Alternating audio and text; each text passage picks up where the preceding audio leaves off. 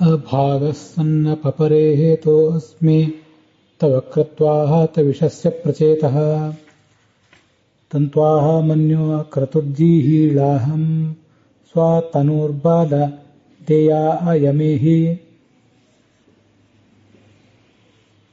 ಭಗವಂತನೇ, ನೀನು ಸರ್ವಜ್ಞ. ನೀನು ಅಪೇಕ್ಷೆ ಪಟ್ಟಂತೆ ನಮಗೆ ಪಾಂಡವರಿಗೆ ಸಿಗಬೇಕಾದಂಥ ರಾಜ್ಯವನ್ನೆಲ್ಲ ತೊರೆದು ಕಾಡಿನಲ್ಲಿ ಸಂಚಾರ ಮಾಡಿದೆ. ನನಗೆ ಬರಬೇಕಾದ ಸಂಪತ್ತನ್ನು ನಾನೇ ಕಳ್ಕೊಂಡಿದ್ದೇನೆ. ಇದನ್ನು ನಮ್ಮಂಥವರು ಸಾಮಾನ್ಯರು ಭಾವಿಸುವುದಾದರೆ ನಿನ್ನ ಮಹಾಶಕ್ತಿಗೆ ನಾನು ಅಪಚಾರ ಮಾಡಿ ನನ್ನ ಸಂಪತ್ತನ್ನು ನಾನೇ ಕಳ್ಕೊಂಡಿದ್ದೇನೆ ಅಂತ ಕೂಡ ವ್ಯಾಖ್ಯಾನ ಮಾಡಬಹುದು. ಸ್ಥಾನಭೃಷ್ಟನಾಗಿದ್ದೇನೆ. ಮತ್ತೆ ನಿನ್ನ ಸೇವೆಯನ್ನು ನಾನು ಮಾಡಬೇಕಾಗಿತ್ತು. ಆ ಸೇವೆಯನ್ನು ಮಾಡದೆ ನಾನು ದೂರ ನಿಂತಿದ್ದೇನೆ. ದುಷ್ಟರಾದಂತಹ ಕೌರವರನ್ನು ಆವತ್ತೇ ನಾನು ಸಂಹಾರ ಮಾಡಬೇಕಿತ್ತು. ಆದರೆ ನಿನಗೆ ಅದು ಈಗ ಇಚ್ಛೆ ಇಲ್ಲ ಅಂತನ್ನೋದು ನನಗೆ ತಿಳಿದು ಬಂತು. ಆದ್ದರಿಂದ ನಾನು ದೂರ ನಿಂತಿದ್ದೇನೆ. ಹೀಗೆ ಒಂದರ್ಥ. ಭೂಭಾರ ಹರಣ ಮಾಡುವುದು ಮುಖ್ಯ ಪ್ರಾಣದ ಮುಖ್ಯ ಕರ್ತವ್ಯ. ಆಗಿನ್ನೂ ಕಾಲ ಪಕ್ವ ಆಗಿಲ್ಲ ಅಂತ ಭಗವಂತ ಅದಕ್ಕೆ ಸಮ್ಮತಿಸಿರಲಿಲ್ಲ. ಅದನ್ನು ತಿಳಿದು ಆತ ಸಮಯ ನಿರೀಕ್ಷೆ ಮಾಡಿಕೊಂಡು ದೂರ ಇದ್ದಾನೆ. ನಮ್ಮಂಥವರಿಗೆ ಅದು ಹಾಗರ್ಥ ಅಲ್ಲ. ನಿನ್ನನ್ನು ನಾನು ನನ್ನ ಕರ್ತವ್ಯದ ಮೂಲಕ ಸರಿಯಾಗಿ ಪೂಜಿಸದೆ ನಾನು ಅಪಚಾರ ಮಾಡಿದ್ದೇನೆ ಅಂತದರ ತಾತ್ಪರ್ಯ. ಭಗವಂತ ಏನು ಅಪೇಕ್ಷೆ ಪಡ್ತಾನೆ ಅಂತನ್ನೋದನ್ನು ಮುಖ್ಯ ಪ್ರಾಣ ಹನುಮನಾಗಿ, ಭೀಮನಾಗಿ, ಮಧ್ವನಾಗಿ ಸರಿಯಾಗಿ ತಿಳಿದೇ ತಿಳಿತಾನೆ. ಅವನಿಗೆ ಅದನ್ನು ತಿಳಿಯಲಿಲ್ಲ ಅನ್ನೋ ಪ್ರಶ್ನೆ ಇಲ್ಲ. ನಮಗಾದರೆ ತಿಳಿಯದೆ, ಭಗವಂತನ ಮಹಾಶಕ್ತಿಯನ್ನು ತಿಳಿಯದೆ, ಅವನನ್ನು ಸರಿಯಾಗಿ ಪೂಜಿಸದೆ ಅವನನ್ನು ಪರಿತ್ಯಾಗ ಮಾಡಿದಂತಾಗಿದೆ.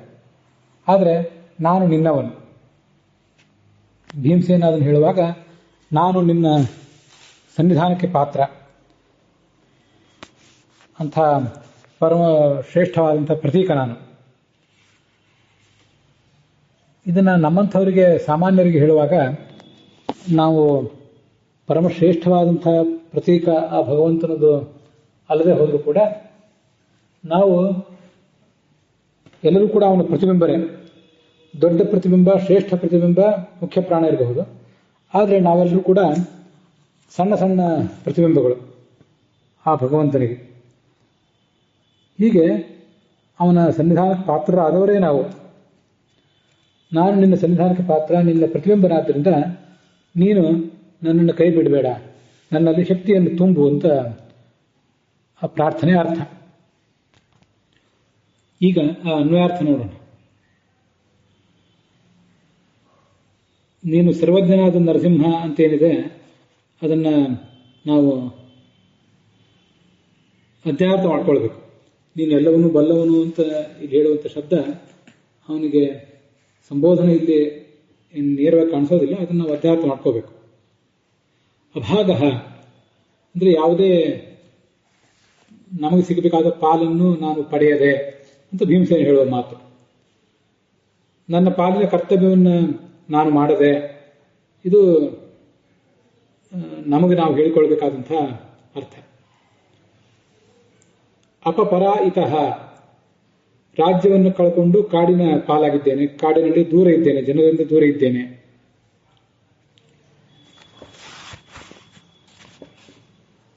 ನಿನ್ನ ಶಕ್ತಿಗೆ ಅಪಚಾರ ಮಾಡಿ ನನ್ನ ಸಂಪತ್ತಿಗೆ, ನನ್ನ ಆಧ್ಯಾತ್ಮಿಕ ಸಂಪತ್ತು, ಭೌತಿಕ ಸಂಪತ್ತನ್ನು ನಾನು ಕಳ್ಕೊಂಡಿದ್ದೇನೆ. ಆ ಸಂಪತ್ತಿಗೆ ನಾನೇ ಎರವಾಗಿದ್ದೇನೆ ಅಂತ ನಮಗೆ ನಾವು ಹೇಳಿಕೊಳ್ಳುವಂಥ ಅರ್ಥ. ಇದೆಲ್ಲವೂ ನಿನ್ನ ಕೃತ್ವ ಕಾರ್ಯದಿಂದ, ನಿನ್ನ ಜ್ಞಾನರೂಪವಾದಂಥ ಇಚ್ಛೆಯಿಂದ. ಭಗವಂತನೇ, ನಿನ್ನ ಜ್ಞಾನ, ನಿನ್ನ ಇಚ್ಛೆ, ನಿನ್ನ ಪ್ರಯತ್ನ ಇವೆಲ್ಲವೂ ಒಂದೇ. ಆದ್ದರಿಂದ ಹೀಗಾಗಿದೆ. ಭೀಮಸೇನ ಜೀವನದಲ್ಲಾಗಿದ್ದು, ನಮ್ಮ ಜೀವಮಾನದಲ್ಲಿ ಆಗಿದ್ದು, ಏನೆಲ್ಲ ಏಳು ಬೀಳುಗಳಾಗಿದ್ರೂ ಕೂಡ ಅವೆಲ್ಲ ಭಗವಂತನ ಇಚ್ಛೆಯಿಂದಲೇ ಆಗಿದೆ.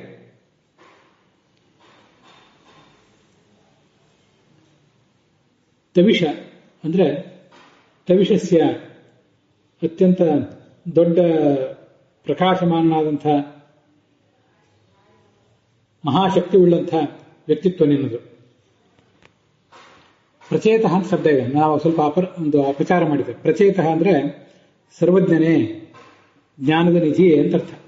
ಅದನ್ನು ಹೇಳುವಂಥ ಶಬ್ದ ನೇರವಾಗಿ ಇಲ್ಲಿದ್ದೇ ಇದೆ. ನಾನು ಅದನ್ನು ಹೇಳುವಾಗ ಸ್ವಲ್ಪ ಕಣ್ತಪ್ಪಿನಿಂದ ಅಪಚಾರ ಮಾಡಿದೆ ಅಷ್ಟೆ. ಸರ್ವಜ್ಞನೇ ಅಂತ ಭಗವಂತನನ್ನು ಸಂಬೋಧನೆ ಮಾಡಿದಂಥ ಶಬ್ದ ಇಲ್ಲಿದ್ದೇ ಇದೆ. ಹೀಗೆ ನೀನು ಸರ್ವಜ್ಞ, ಪ್ರಚೇತಃ, ಮತ್ತೆ ಮಹಾಶಕ್ತಿಶಾಲಿ. ತಮ್ಮಂತಹ ತ್ವಾನಿನ್ನನ್ನು ಜಿಹೀಳ, ನಾನು ತೊರೆದು ದೂರ ಇದ್ದೇನೆ, ನಿನ್ನನ್ನು ಪರಿತ್ಯಾಗ ಮಾಡಿದ್ದೇನೆ.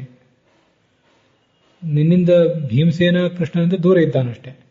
ನಾವು ಭಗವಂತನ ಮಹಿಮೆಯನ್ನು ಅರಿಯದೆ ಆತನಿಗೆ ಅಪಚಾರ ಮಾಡಿ ಆತನಿಂದ ದೂರ ಇದ್ದೇವೆ. ಮನ್ಯೋ ಕುಪಿತನಾದ ನರಸಿಂಹನೇ, ಅಹಂ ನಾನು ಸ್ವ ತನೋಹು, ನಿನ್ನದೇ ಆದ ಪ್ರತಿಬಿಂಬನಾಗಿದ್ದೇನೆ, ನಿನ್ನ ಸನ್ನಿಧಾನಕ್ಕೆ ಆಗಿದ್ದೇನೆ.